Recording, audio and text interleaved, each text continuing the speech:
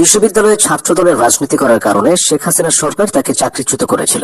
তিনি এবার আইজিপি তথা পুলিশের প্রধান হলেন। বাগেরহাটের এই কৃতি সন্তানের নাম আলী হোসেন ফকির। নতুন পুলিশ প্রধান সম্পর্কে বিস্তারিত জেনে নিন। আলী হোসেন ফকিরকে চাকরি জীবনে অনেক চড়াই উতরাইয়ের মুখে পড়তে হয়েছে। তাকে রাজনৈতিক কারণে 1997 সালে আওয়ামী লীগ শাসন আমলে একবার চাকরিচ্যুত করা হয়। পরে বিএনপি জামায়াত জোট সরকার ক্ষমতায় এলে তিনি আইনি প্রক্রিয়ায় চাকরি ফিরে পান। এরপর আবার 2022 সালের 16 নভেম্বর আওয়ামী লীগ আমলে তাকে জনস্বার্থের কারণ দেখিয়ে জোরপূর্বক অবসরে দেওয়া হয়। তখন তিনি আর্ম পুলিশ ব্যাটালিয়ন 3-এর কমান্ডিং অফিসার হিসেবে কর্মরত ছিলেন। তার বিরুদ্ধে অভিযোগ ছিল তিনি ঢাকা বিশ্ববিদ্যালয় ছাত্রদলের পদধারী নেতা ছিলেন। বাধ্যতামূলক অবসরের পর আড়ালে যান এই পুলিশ কর্মকর্তা। 2024 সালের জুলাই গণ অভ্যুত্থানে শেখ হাসিনা সরকারের পতনের পর অন্তর্বর্তী সরকার দায়িত্ব নিলে আইনি প্রক্রিয়ায় এসপি পদমর্যাদায় চাকরি ফিরে পান আলী হোসেন ফকির। অন্তর্বর্তীকালীন সরকার 2024 সালের 27 আগস্ট তাকে আরো 4 জনের সাথে বাহিনীতে পুনর্বহাল করে। 2025 সালের আগস্টে অন্তর্বর্তীকালীন সরকার আলীকে উপ মহাপরিদর্শক তথা ডিআইজি থেকে অতিরিক্ত পুলিশ মহাপরিদর্শক পদে পদোন্নতি দেয়। আলী হোসেন ফকিরের জন্ম 1968 সালের 5 এপ্রিল বাগেরহাট জেলার সদর থানায়। তিনি ঢাকা বিশ্ববিদ্যালয় থেকে ব্যবস্থাপনা বিভাগ থেকে অনার্স, মাস্টার্স ও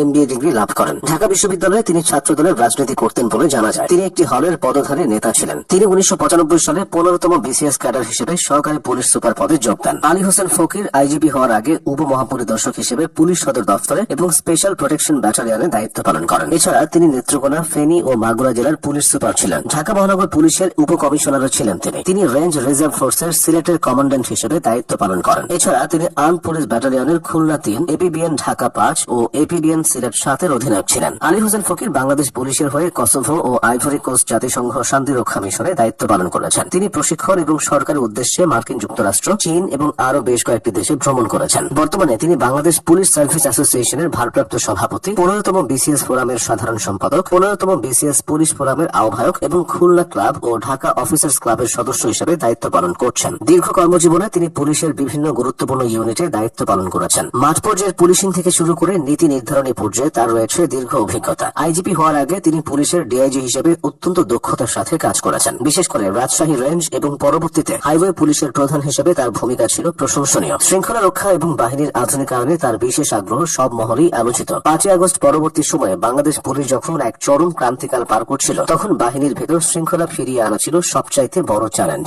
আলী হোসেন ফকির পুলিশ বাহিনীর সাধারণ সদস্যদের মাঝে আত্মবিশ্বাস ফিরিয়ে আনতে কাজ করেছেন। তিনি সচরাচর প্রচার বিমুখ থাকতে পছন্দ করেন, কিন্তু কাজ আদায়ে অত্যন্ত কঠোর। পুলিশের চেইন অফ কমান্ড পুনঃপ্রতিষ্ঠায় তার উপর ভরসা করেছে সরকার ও সংশ্লিষ্ট মহল। নতুন আইজিপি হিসেবে আলী হোসেন ফকিরের সামনে রয়েছে পাহাড় সমান চ্যালেঞ্জ। বিগত সময়ে পুলিশের উপর জনগণের যে আস্থার সংকট তৈরি হয়েছে তা দূর করাই হবে তার প্রধান কাজ। আলী হোসেন ফকিরের সহধর্মিনী অধ্যাপক নাসিমা ফেরদৌসী সরকারি তিতুমির কলেজের ফিনান্স বিভাগের প্রধান হিসেবে কর্মরত। তাদের এক ছেলে ও এক মেয়ে রয়েছে। সহকর্মীদের কাছে আলী হোসেন ফকির একজন ন্যায়পরায়ণ এবং সজ্জন কর্মকর্তা হিসেবে পরিচিত। অধস্তন কর্মকর্তাদের সুযোগ সুবিধা নিশ্চিত করার পাশাপাশি অন্যায়ের বিরুদ্ধে তিনি আপোষহীন। তার ব্যক্তিগত জীবন অত্যন্ত সাধারণ এবং তিনি নিয়মিত খেলাধুলা ও ফিটনেসের প্রতি সচেতন। তার এই শৃঙ্খলিত জীবনবোধ পুলিশ বাহিনীর সদস্যদের জন্য একটি উদাহরণ হতে পারে।